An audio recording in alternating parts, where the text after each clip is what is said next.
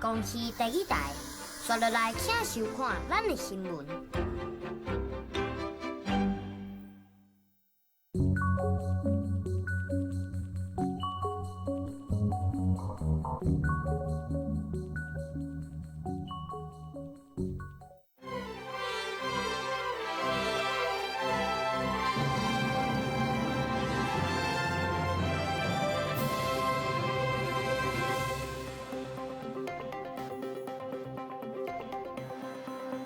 观众朋友你好，我是郭国正，欢迎收看今仔日公视台语台7月19下晡新闻。咱赶紧来关心上要紧的几项新闻事件。咱看到讲，丹纳斯风台已经向韩国过去，现时阁一撮大企业渐渐接近，嘉南地区高雄、屏东就要提防大水洪。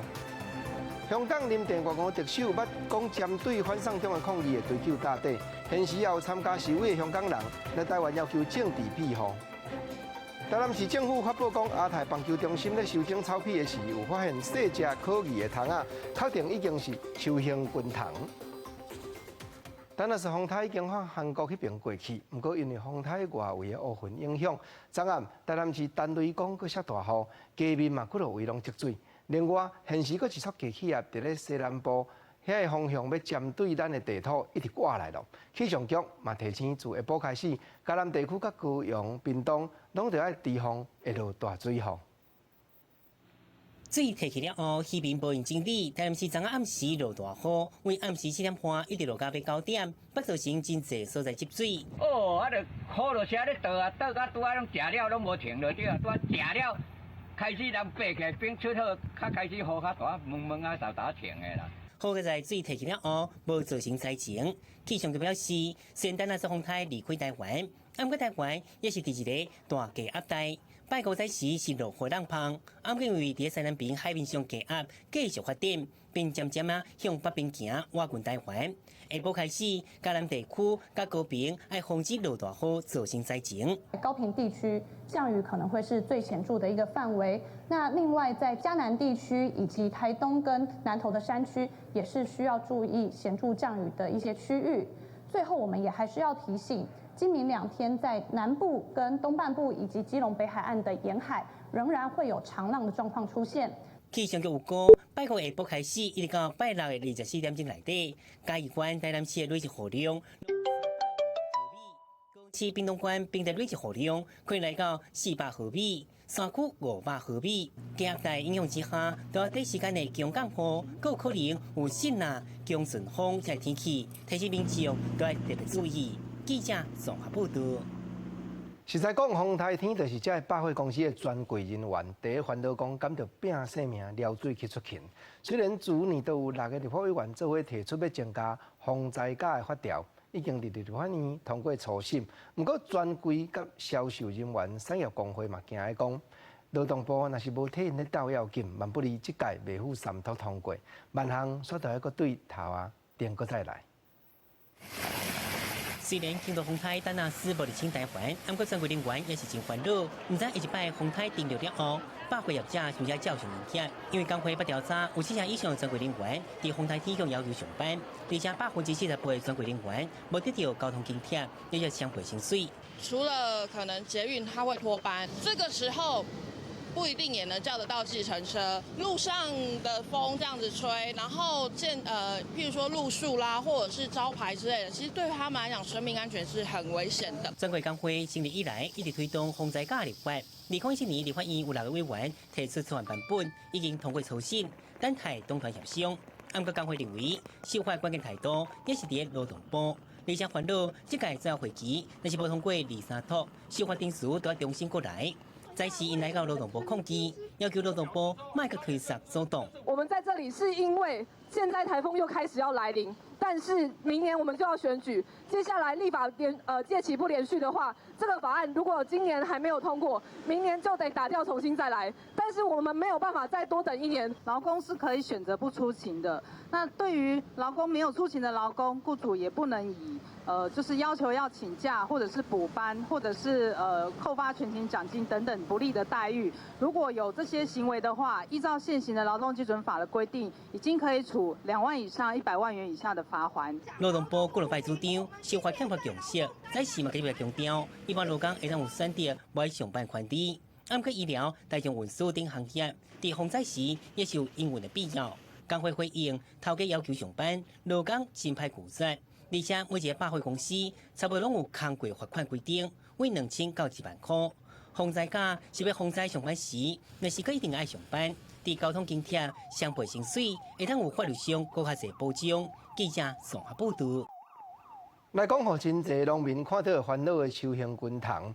秋兴菌虫灾害应变小组昨接到台南市政府通报讲，因的亚太国际棒球训练中心咧收整草皮的时阵，那像发现讲真细只的迄款可疑的虫啊，经过台南区农业改良场去采样鉴定落去，确定讲都无毋对。这也是国内头一摆伫番美田以外去发现到秋兴菌虫的影子。防疫人员挂水暗按药剂，巡球场的草埔在喷药啊。因为台南市政府工务局17在整理草埔的时阵，发现可疑的幼虫。经过台南农改场取样的虫体，确认是秋兴菌虫。这嘛是国内头一遍发生伫番美园以外的确诊案例。因为现在来讲，这个秋兴菌虫对整个的人的影响是没有的，所以我们的球场啊，就是还是一样维持的，就是赶快把它可以整理到比赛的场地为原则哈。确诊了后，台南市政府搁去现场调查球场4颗粒高风险作物的受害状况。敢若伫球场边发现一块大约3分的番美园，但是无发现秋兴菌虫。不过出现伫球场内底较无正常，加上世界小棒赛就要伫遮比赛，台南市长黄伟哲强调无影响。我们觉得其实这部分我们一定用最高规格的方式来处理。农业局在最近的这个部分已经是非常绷紧神经在处理。那相对于农业局其他局处，我们也会协调必要的人力来去帮忙防治秋兴菌虫。为着避免秋兴菌虫伫草埔愈生愈多，台南市府未来加强球场的管理。台南市农改场人员嘛讲，这个地区除药了后会大过时，嘛为做管制区，若无搁发现虫，就随解除列管。记者综合报道。咱来讲，香港的特首林郑月娥捌公开表示，讲会针对反送中的抗议追究大地。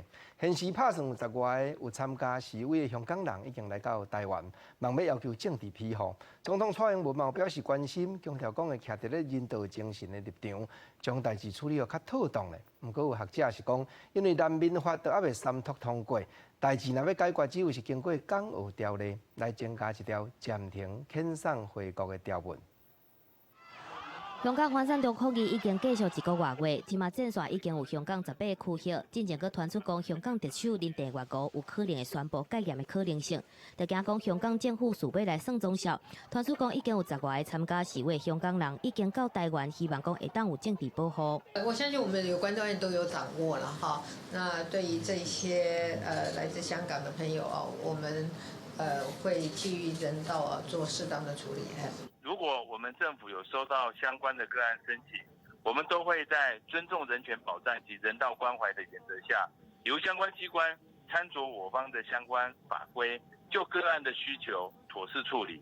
根据了解，目前10几个香港人伫台湾非政府组织团体安排之下暂时安置，未来敢有要登去香港，或者是去第三个国家，还阁无进一步的消息。有学者认为，英国台湾政府伫咧处理香港示威者来台湾找政治保护的方面是真消极，佮加上无法规头参考。难免法草案是逐年拢倒伫咧立法院审议，一直无三读。而且港澳条例第18条虽然无法完，强调因为政治原因，秩序安全佮自由受到紧急危害，会当提供必要的帮助，啊，毋过却无暂时遣返审查机制，或者是具体的条文。就是一个案处理的方式，但是问题它没有机制，提供一个长期居留的机制，有没有审核的方式啊？不会每一个国家都有它的方式去审核，为什么都要逃避呢？这个鸵鸟的心态，这个香港已经不安全了，所以才跑来台湾的。我觉得如果台湾真的没有办法做这个部分的话，或者说就是个案随之申请如果真的就是再不行的话，他们可能会去考虑第三地。在台香港学生表示，目前台湾居留观光签证上长是1个月，若是学生签证大学有3年，时间若过，若是够学习，会当搁签1年，逐年来换证。若是政治保护伫无法完的状况之下，可能敢若会当用个案来处理。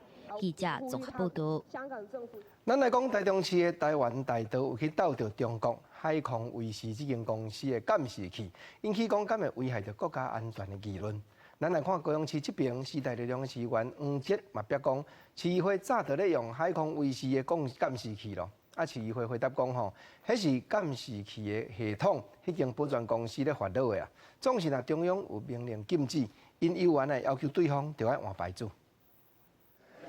议会大门入口处议长办公室外口，这两个监视器就是中国海康威视出产的物件。另外，这届高雄市议员服务处的监视器，只要有申请所安装的嘛是海康威视，但海康威视是中国操作着人民辨识系统天网的厂商。如今台中的台湾大道口发现有装，高雄嘛同款。现在中国的天眼系统已经遍布整个中国，然后包括说他们新疆的集中营也是用这个来监控他们的行为，还有所有人民的行为。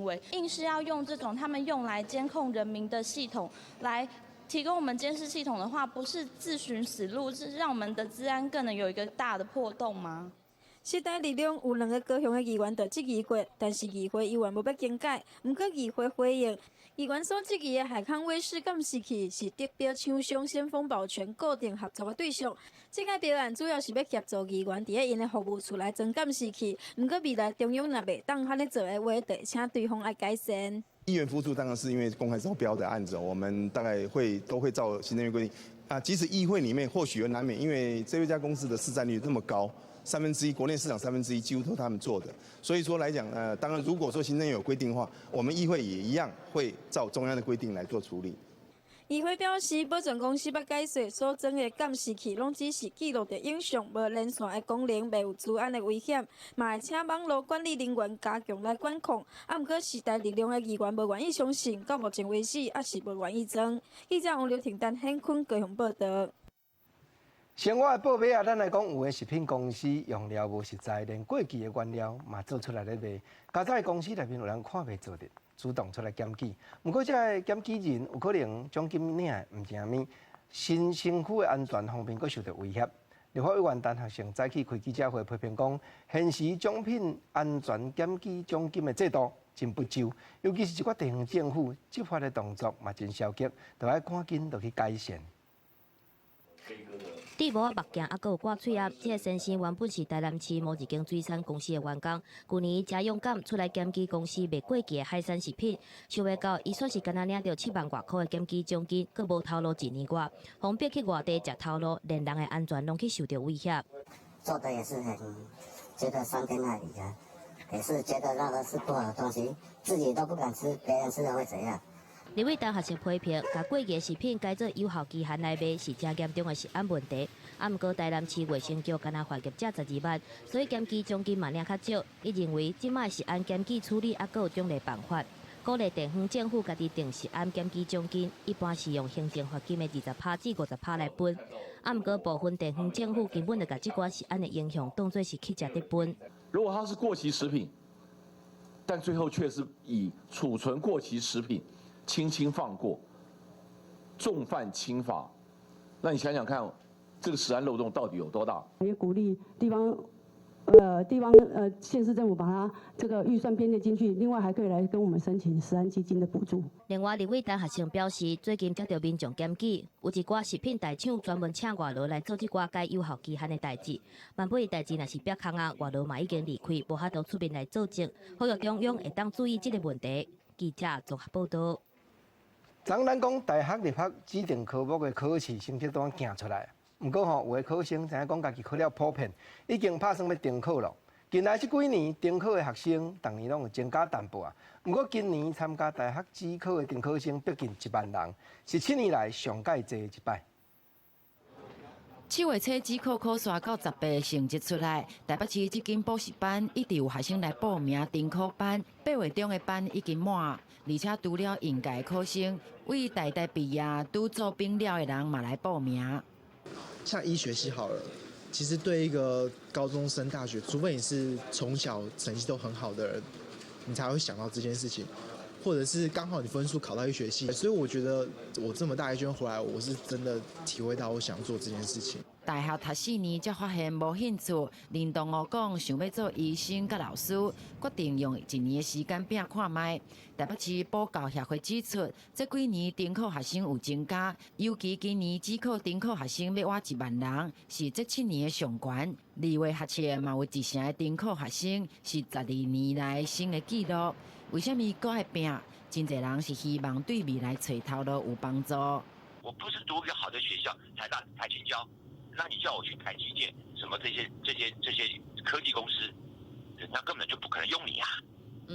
所以基本来讲的话，很多同学念完大1，甚至念到大2，发现到自己的前途茫茫，回过头来到补习班来重考。台北市补教协会指出，学测今年头一届5选时，有人高分无考调，加上考试分发名额又搁是历史上少，丁考学生未亲像今年同款，但是嘛未减伤济。教育部表示会伫咧所有招生结束了后，分析丁考学生增加原因。记者林小伟、新志明台北报道。是啦，总是望讲咱的下弟仔出社会，会当甲人较有坐徛咧。毋过吼。囝生少已经变做真侪国家拢会去当着的问题。毋但郭台铭先生讲迄句讲生囝国家甲你饲到6岁，引起正人的议论。前任的马英九总统顶日仔嘛讲囝生少，现时已经变做国家安全的问题。即马有伫咧负责幼囡仔教育迄个托儿的业者出来讲，其实中国大陆迄边面嘛真欠即款幼儿教育的人才，产业若行向即方面来发挥，听到是真有进展。培养小朋友平衡感、练手和目睭的协调，这是台湾托育业者为婴幼儿打造的能力发展练习。少子化的冲击，政府相关单位推动对生育和请用有利的托育政策。这是一个国安问题。这个人口不够的时候，你真的哭都哭不出来。幼稚园跟托儿所整会幼儿园花了14年的时间哈，然后呢，还有未就业父母的这个照顾育儿的津贴。前总统马英九出席亚洲婴幼儿托育论坛，伊讲到经验，讲少子化是国安问题，认为想要提升生育率，要兼顾经济环境和政治平稳。政府为着要因应少子化，推出相关的政策，嘛带动托育产业和照顾人才的需求。台湾有完整的、非常好的人才培育的体系，每一年会输送至少上百位的台湾人才。那么非常多的这个顾问、专家还有园长，那么都以例行性的方式，甚至常驻的方式。业者认为，台湾托育率差不多是30%，相关的产业发展稳健，培育真侪优秀的人才。中国大陆托育率差不多4%，以1线城市来讲，平均每个月会当收费6800人民币以上。有5000亿人民币的商机。若是薪水太高，台湾托育人才平均月薪是35000至45000，中国方面差不多3万。台湾的人才因为证照认证的关系，比较适合做工师，月薪至少5万。换尿布，然后喂奶，大到对孩子情绪、心理这样的安抚，教保合一这样的理念，那么对于我们大陆市场来说是非常值得借鉴的。这块也是我们非常缺少的。中国大陆要发展托育产业，台湾因为相对较熟手的托育经验和文化较少瓦，嘛变成中国取经的对象。但是面对中国广大市场的需求，台湾要安怎更好的人才留条例，嘛变成政府需要考虑的项目。记者综合报道。是讲台湾就爱好，各行各业经济才会好。中央研究院经济研究所发布消息，修正2019年经济情势总展望。资本去年年底因是估计讲经济成长率会是2.45%，毋过今仔日吼，因估计煞降落来到2.01%。这敢是美国甲中国的贸易战，指出甲未来经济进展渐渐会较迟。咱来听专家讲看卖。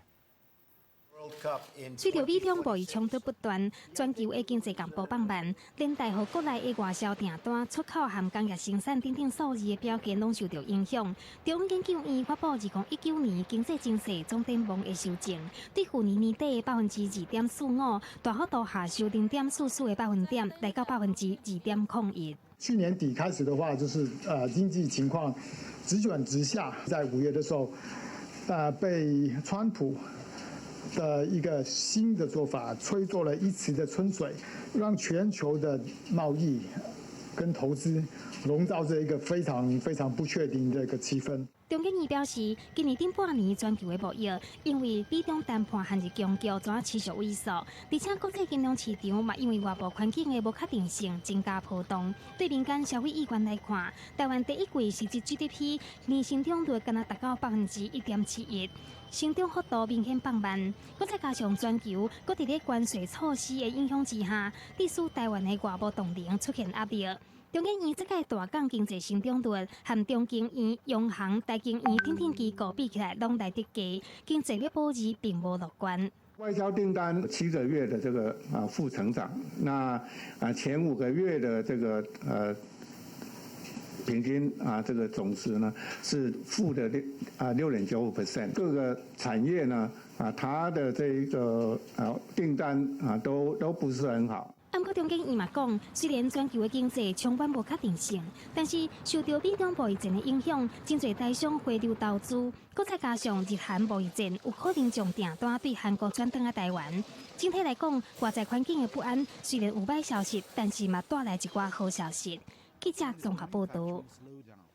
无论时机好歹，真侪人嘛拢会想讲出门行行看看咧。台北国际夏季旅游的展览，今日伫咧信义路的世界贸易中心第1馆起股，一套套现场的客。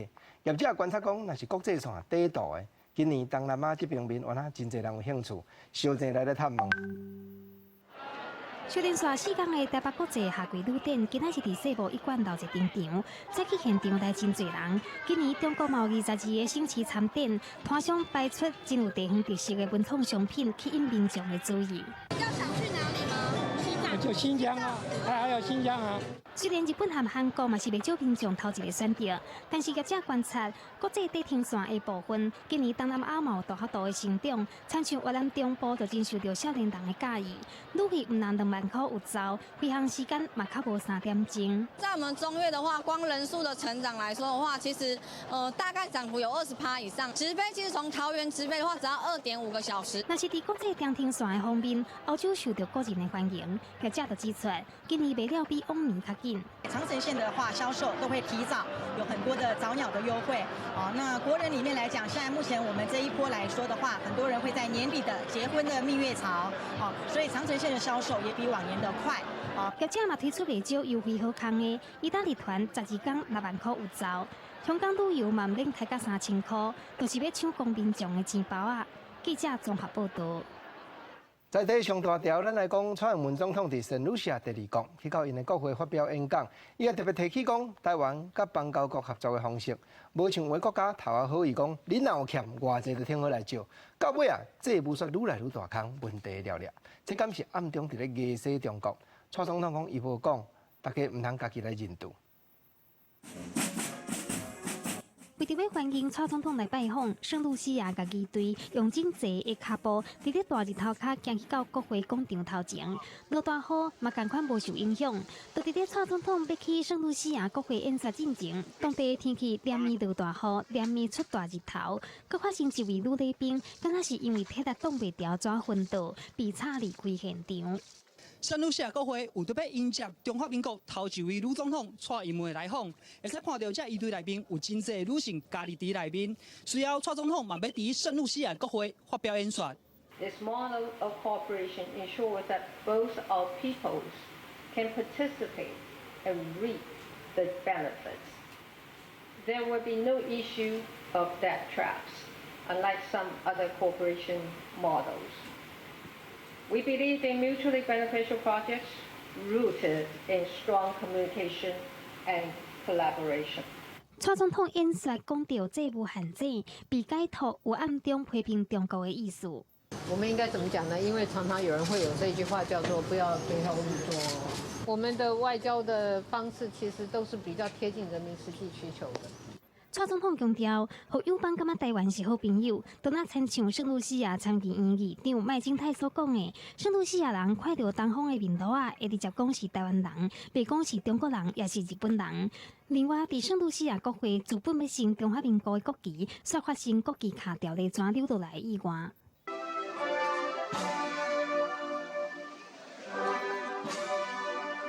我们的了解是，他们的设备有一些故障，不过很快的，他们也是很诚意的，也很快速的来克服了这个问题。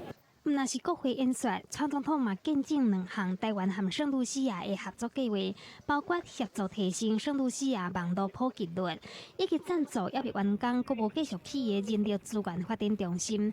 伫顶边外交的蔡总统对国内各大份民调显示，只敢若淡薄仔赢高雄市长韩国瑜，伊说处强调讲会将总统的工作做好。在未来，我相信我还是持续的很努力的工作，那把一个总统应该要做的事情做好。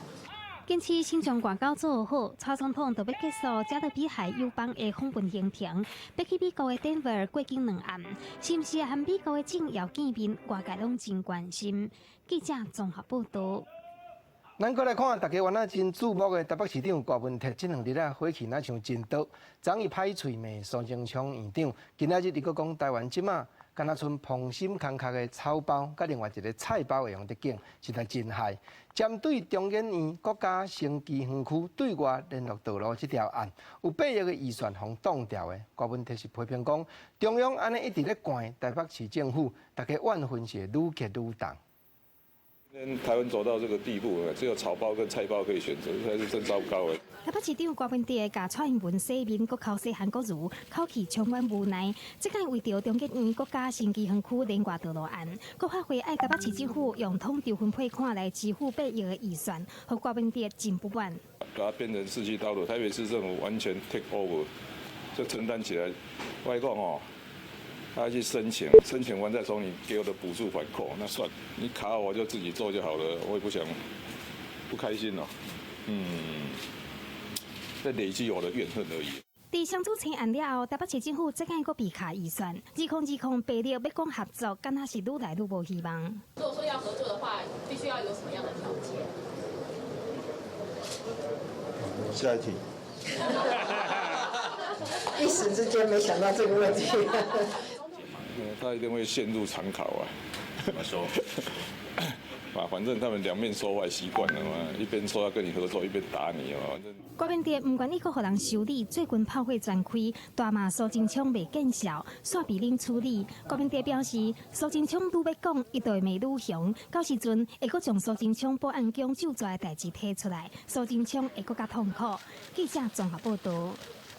过来讲，拍算会得到国民党提名总统候选人韩国瑜，伊的夫人李嘉芬，伫咧婚林古坑迄间农舍，互点讲有违章。虽然伊家己都已经请工拆一罐现杀啊，不过外界嘛谣言讲，就连这栋厝体本身嘛，甲建筑使用执照的图面无共。早起县政府甲乡公所拢有去现场测量，到底测量的结果有啥款？咱嘛赶紧来了解一下。国溪乡公所人员甲婚林县政府建设处的人员原本预定10点要会勘的行程，却提早到8点来农舍会勘甲测量。经过超40分钟农舍会勘，国溪乡公所表示，初步判断建物现况甲原本的设计图有争差。有所差异啊，甲咱这种史照的迄种准工图，甲咱的北面，咱的一定有现况那个建物的现况是有所差异啊。但是我真正的部分，我们就是依相关规定，还用给县府去查办。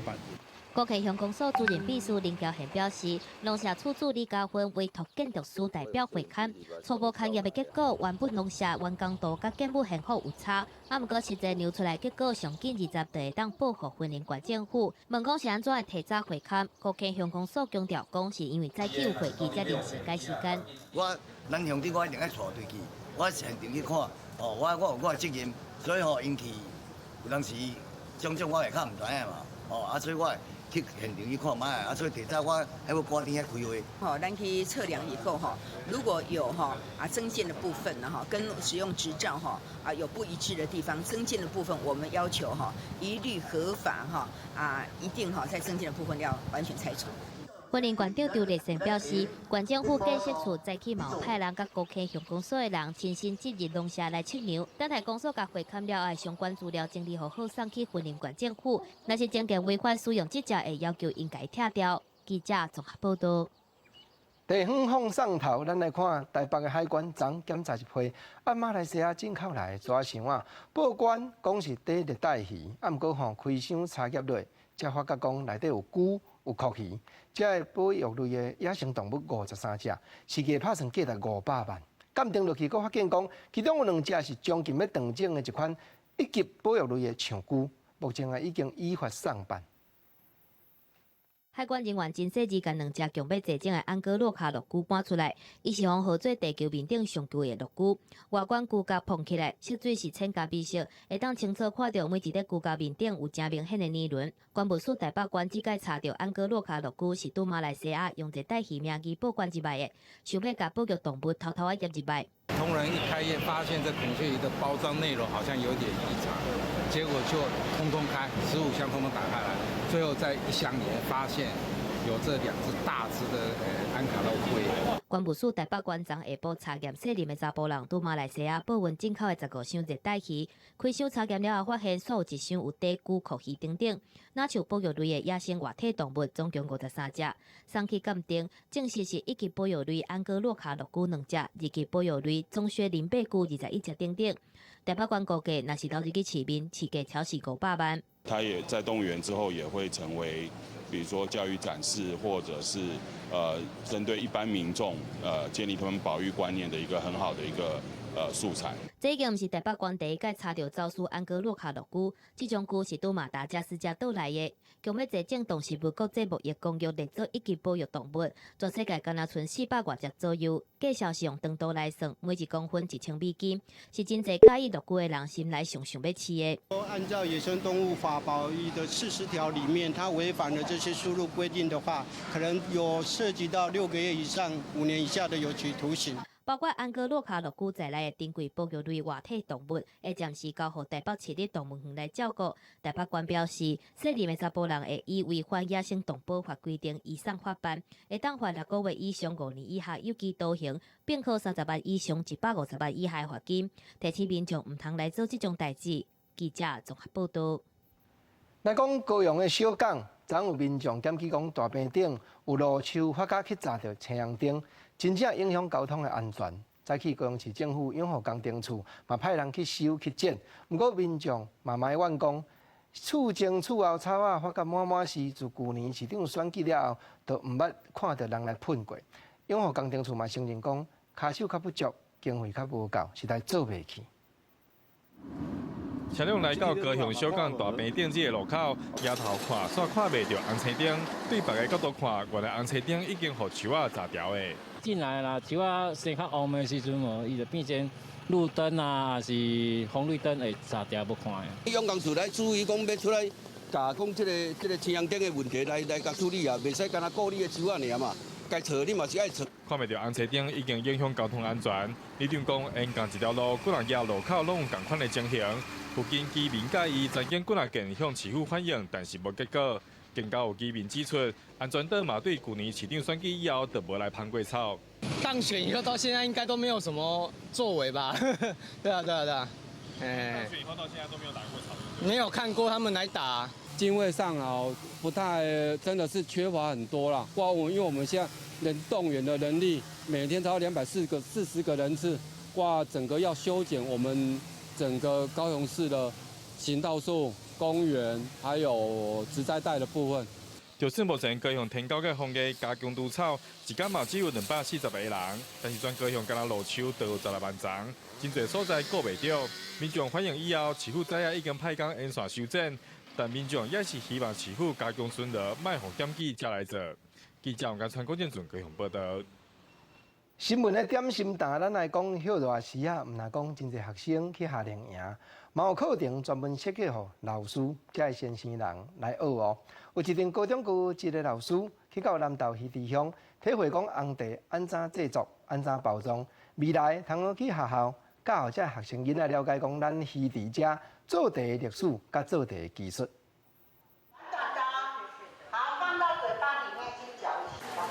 平常时伫课堂顶头讲课老师，今日拢变做是学生真认真听着师傅讲这做题的过程，家己来动手做，对着地方板地、烂地青，一直到完成包装，全部拢亲自来做。虽然讲是真辛苦，但是嘛感觉真有成就感。你就会发现，一杯茶其实得来非常不容易，而且是一杯下杠的台湾好茶。还整个过程其实非常的辛劳，可是很有成就感。伫热天的时阵，这饮料店是开到满满是，要买一杯饮料是真简单。但是今日老师亲自来做茶，才知这茶叶制作是偌辛苦。这届为着6个红茶厂，和高中一老师亲自来做茶，这讲师是真严格，因为伊是有目的的。他们在学校跟同学推广的时候，他们就是我们的种子老师。红茶是南投旗津乡真出名的农特产，在地农会是积极推动农业转型，开发多元化红茶社会人口。所以教育部利用休赖时间，是安排农村产业研习课程。那其实是让我们老师能够在能力再提升，那我们把这些专业再带回去到学校，然后去给学生这样子。学习是无重点的，这届为了要提升全国高中级教师的专业能力，和老师担任一天的做题师，未来希望讲将因所学的来摆入去学校课程，透过教育来传承着红茶文化。记者综合报道。台湾话艺术水阁好，国情解说2句，互你做参考。解文说字，看到茶山，咱就想到满地小波瓜。咱知影讲，客家的乡亲客家选果内底有满地瓜。事实讲，照国情啊所在，你像讲北部平南、双溪、平溪，也是咱平湖，拢有迄个满地小波瓜呢。这内底吼拢是手哪叮当，喙哪念。有时啊，查甫的报倒过，查某的就报转来。啊，若迄个较热的，要报互迄个姑娘安尼，闽人过耳会歹势，就讲迄个较粗的。讲即边看过迄边溪，看到阿娘仔咧满地，问娘爱人仔有几个？南山的无算500个。小姐人啊，就安尼掉骹转地，讲你讲迄个不输几个话。啊，事实吼，小波瓜内底嘛真济，真优秀的。国情来几条啊，讲出来，甲你参考一下。讲一条叫做头前一张玫瑰树，后面一张金蛇流。这是咧表达讲头前后壁我眼内看到，但是见景伤情，心内有体会。体会啥？体会后壁这2句讲：阿娘仔生水白甲油，亲像竹纸包红条。事实啊，这顶下句安尼见景伤情这种的作风，莫讲自即马开始啦。2、3千年前，孔子讲出来的学生四界去探查，去找一寡民间的诗句，敢无讲关关雎丘，在河之洲，窈窕淑女，君子好逑。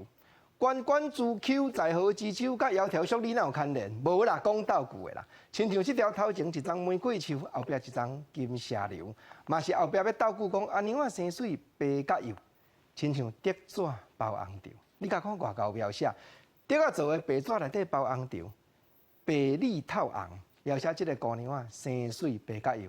啊，毋过所爱的人有当时无法度互人照心愿，若想死迄种的苦楚咧，嘛有小报歌咧讲安怎？讲阮兜住伫苦瓜园，话哪会讲对遮来？煞毋知影讲第2句讲三顿串食苦瓜汤，啊，着种苦瓜食苦瓜。毋过后壁重点嘛是尾啊，即第2句、第3句，讲别人苦节，阮苦软，无人苦阮才10层。你甲看，看有艺术无？用食苦瓜汤来暗示讲，阮相思的苦楚。阮兜住伫苦瓜园。三顿串食苦瓜汤，别人苦节，阮苦软，无人苦阮才10层。啊，万不离，若讲爱情无法度收煞，有头无尾，变心也无通知，迄原来有小报歌呢。过来，国情阁煞落去讲一条，讲天顶无雨单雷公，无雨要哪会单雷公？啊，着疗伤袂够，爱人仔变心嘛疗伤袂够你。溪底无水鱼乱撞，这更加无可能。第3句煞来讲。巧神的爸母生囝戆，巧神老爸老母真巧啦。生我这个祖囝吼，有影戆，戆安怎？福高孝气带空亡，这若命理行甲空亡运吼，就真凄惨嘛。所以这首就是咧讲吼，小报歌内底风放煞的心情啦。天顶无雨单雷公，溪底无水鱼乱撞。巧神的爸母生囝戆，福高孝气带空亡。过来，咱原来共款来讲。甲农业有牵连的新闻。伫咧云林今年已经办第9届农民大学，有121个农民得到农业经理人证书的训练。因去农业大学学啥呢？因讲去学着安怎样减用农药就要减用哦。安怎样友善环境，就要互咱即个土地环境较好种植咧哦。安怎样互农作物食了健康佮好口味？来，咱来看讲农民大学到底教什么款专业的知识、专业的训练。就连摕家己种的四季果、大粒圆果甜，郭金龙老户口讲，来到农业大学了，种植过程遇到的种种问题，伫老师同学做伙讨论、做伙研究，会使有偌好的解决办法。真的是好多问题哦，因为我想要友善种植，可是没有办法克服那些病虫害，所以没办法要精进自己的知识啊，所以赶快来读农民大学。本来是新海导览员的高国顺。刚刚用讲的来推测环境保护阁无够，嘛家己投入友善种植的行列。环境很重要，那农夫的话不该用那么多的农药。你们又不是农夫，你只会光在讲台上面讲，那我就真正跳进去保护猪肉树啊，来从事这样的农业。传统做事一个人做甲要死要活的时代已经过去，伫农业大馆婚姻馆已经办9年的农民大学。嘛已经帮助真侪这些人转型，会使对着时代。再创建一个农业学习者的一个终身陪伴的机制，跨领域的工程的学院的一些中心都来协助农业发展的这一块。那无家己做起码还不能修赛，或者出来选你农你比较熬选你会挫折感会很大。所以农民大学的话，可以这样子一路走下来，走到现在来讲，真的很欣慰啦。希望他可以希望可以继续再走得更好。为民国99年到现在，每期8个月培训，农业大学已经培养出900多位农民，嘛成为在地农业的新势力，会使来提升农产品的竞争力，帮助农业升级。记者综合报道。体大单车饼，咱来讲台湾的公营羽毛球世界球后戴资颖，伊伫咧1年的羽毛球公开赛去对着泰国的女将布珊娜，第一局伊本地有了较舒适，尾加再跌落2局。拍败对方，大家真拥护的羽毛球的一哥周天成是甲中国的高手林丹连战3局，且赢淡薄进入8强。球后戴资颖开赛状况并无稳定，泰国女将布珊娜捌摕到13比5领先，好在戴资颖随稳定落来，拍开6分的开关，用招牌假动作，互对手掠袂到，外靠一摆6比1的攻势，戴资颖反败为胜，以21比19摕到头一局。在一开始打的时候有点，打得太过于急躁吧，然后自己出的球感觉也不是就是自己想象中的那样，然后都会有一点在对手的控制下，所以我的失误就会比较多。想要违背的戴资颖过去甲布珊娜拍过9摆，摕到6胜3败优势，最近阁是4连胜。第2局8比8，戴资颖拍出一届5比0攻势，互对手无法度反抗。最后布珊娜回去出界，戴资颖摕到赛末点，以21比18赢球，抢到8强门票。戴资颖伫8强赛要甲泰国选手伊瑟农小至4强资格。按照周天成才拄到中国选手林丹，双方伫头一局就拍甲真激烈。拍个丢死才分出输赢。我靠这个幸运的球，周天成以24比22抢到头一局。按个真有经验的林丹，第2局以21比17掠回来，到决胜局双方胜到6比6。周天成杀球，林丹救袂回来，先后连续摕到3分，优开领先。落尾以21比13赢球。我想还是我比较年轻一点嘛，可能他后面专注度有点下降了。那当然，比赛就是这样子，我必须要找出他最弱的点去攻击他吧。周天成甲戴资颖拢顺利晋级，台湾男双廖敏顺甲苏敬恒，则是输予戴资颖年无缘进入8强。记者综合报道。咱来看已经连续举办第19届旭日杯全国轮椅篮球赛，7月22日伫咧中华体育馆有7支台湾各所在来的轮椅的篮球队要大车拼。坐轮椅拍球实在讲无简单，一寡顶沿的选手嘛欢迎讲，身体较不便的朋友紧来参加训练，运动助健康，搁通争取好名声。运球出手投篮，坐轮椅拍篮球需要相当的训练甲技术。7月22日以这2天，中华体育馆将会举行旭日杯全国轮椅篮球赛，为台湾各地来的7队轮椅篮球队就会伫遮大车拼。旭日杯全国篮球赛今年已经迈入第19届了将在7月20号及21号2天在彰化县体育馆里面开打，将有全省来自7支轮椅篮球队参加。赛前记者会顶悬，中华轮椅篮球队的选手和来宾做伙体验坐轮椅拍篮球。互来宾体会机体残障的选手因平常时训练的辛苦。一名为国中就开始拍篮球的选手表示，中华篮球队有人才的帮看，希望有新人来加入。我们已经打了那么多年，差不多有超过30年了。但是就是说，我们有学弟、学长带学弟嘛，但是到现在会有一点断层了。因为即马阮智力障碍愈来愈少，但是即马就是讲，看有一寡什么脊髓损伤的啦，还是讲截肢的啦，来参加这种。这礼拜6礼拜，7支轮椅篮球队会伫中华体育馆展现技术。主办单位邀请乡亲好朋友做伙到现场替选手加油。记者综合报道。文化新眼界，咱来讲文化部甲台东县政府合作，伫咧台东县铁花村举办专备型音乐人才培训课程，邀请11个讲师。这11个讲师拢总加起来得到金钟奖啦、金马奖啦、这音乐奖30座呢。这11个讲师要教予在地青年，大家拢会当来学深入创作音乐，投入在地音乐的创作。跳过4座金曲奖歌手陈建年，我国家己对音乐热情，伫无专业师资教情形之下，家己学音乐创作，唱出好声音。为警察退休，陈建年今日接受台东铁花村邀请，担任台湾东华专备型音乐人才培训课程的师资，希望提供家己经验，培养台东新时代音乐创作人才。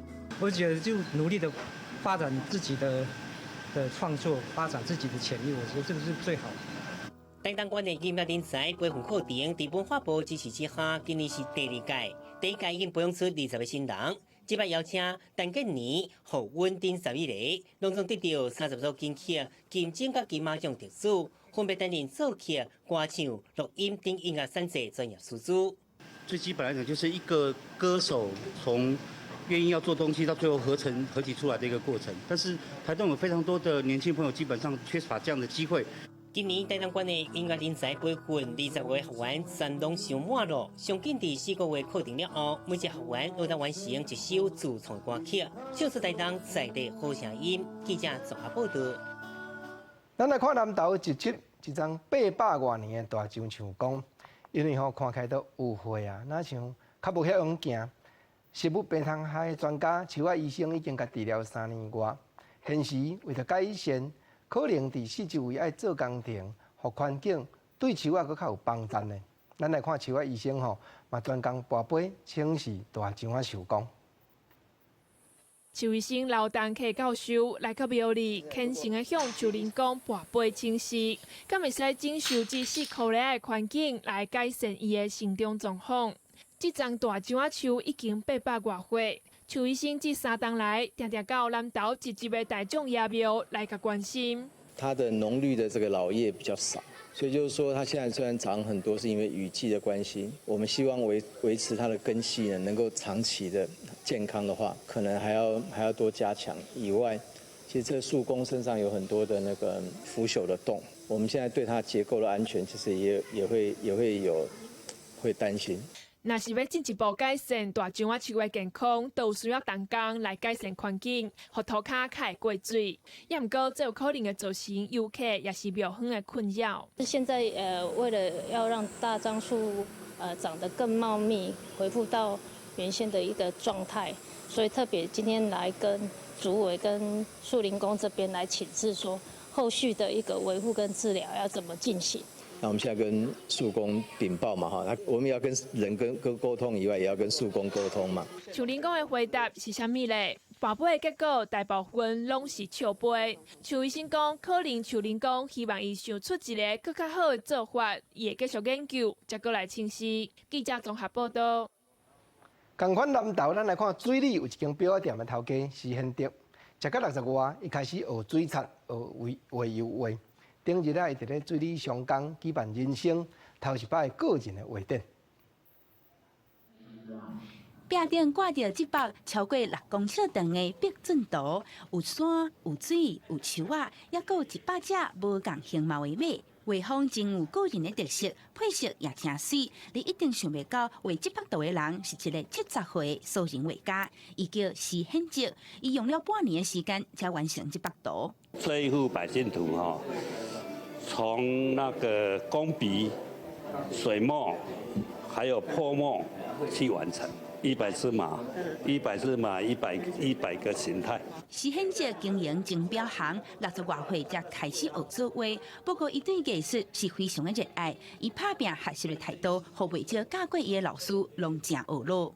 他的画呢，其实呢都是巨细靡遗啦。那其实你可以看出他那个所谓的精神跟毅力啊，其实这一点我觉得是很值得我们的学生来学习。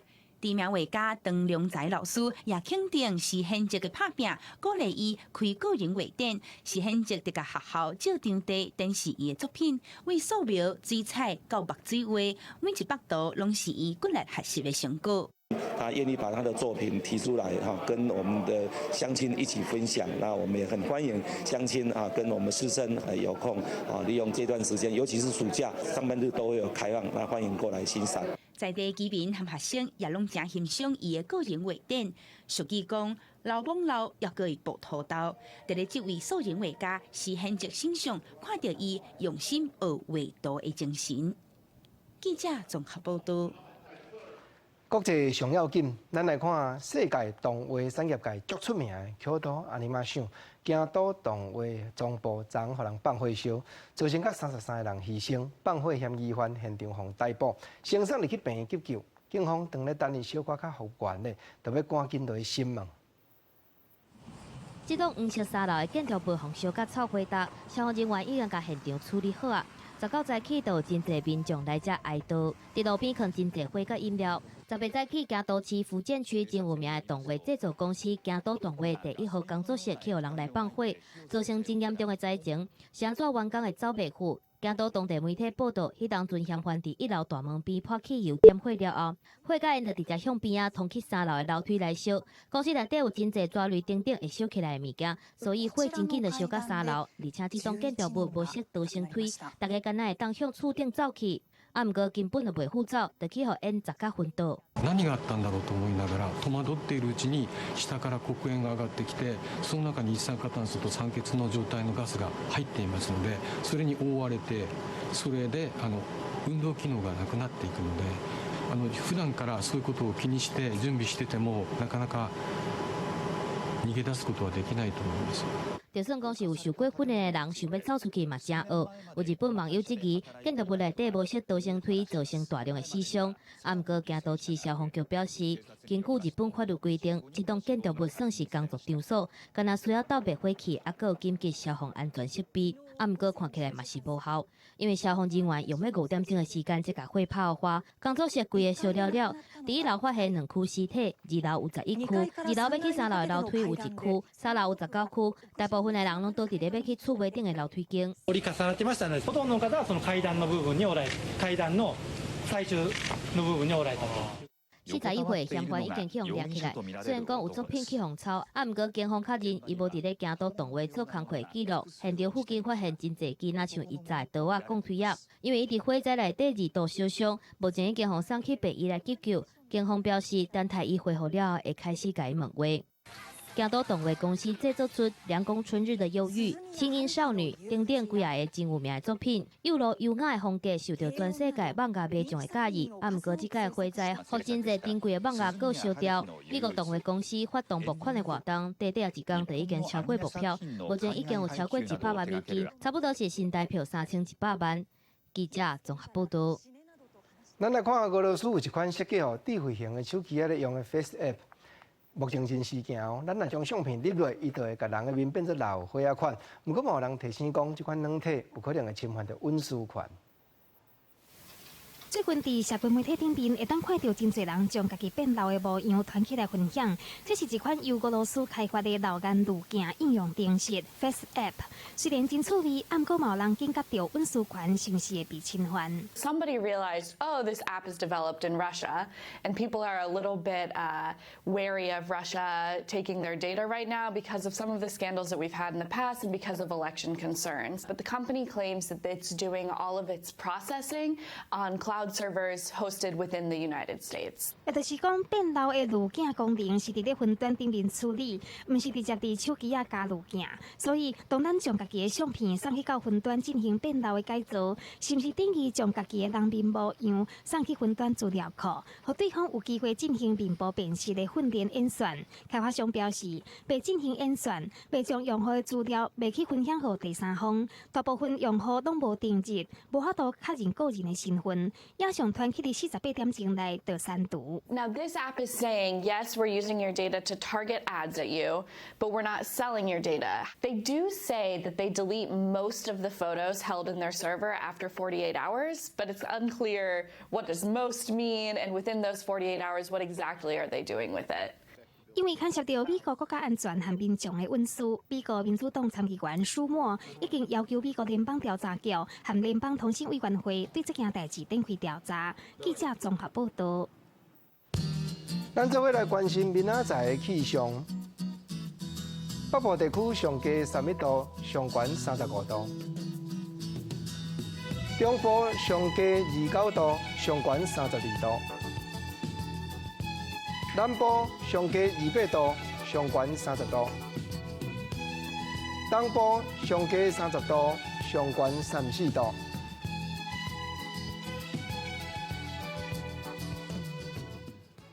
大事讲国政，小事讲生活，关前看台湾，国后看海外。感谢你收看今仔日国政主播的下晡新闻。下礼拜同这个时间，咱再会。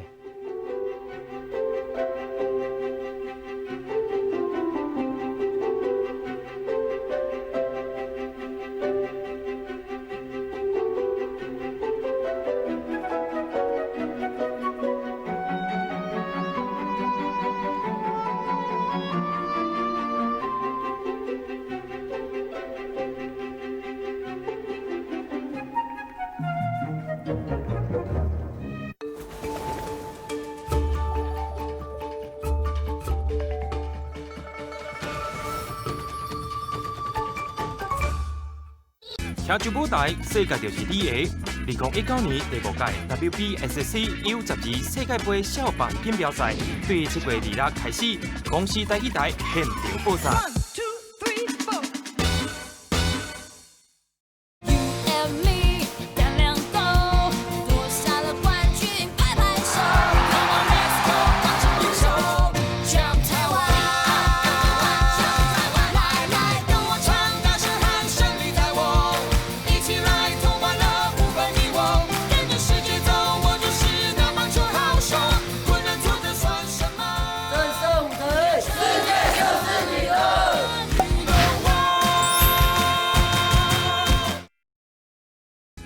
骑上舞台，世界是你的。2019年第5届 WBSC 世界杯少棒锦标赛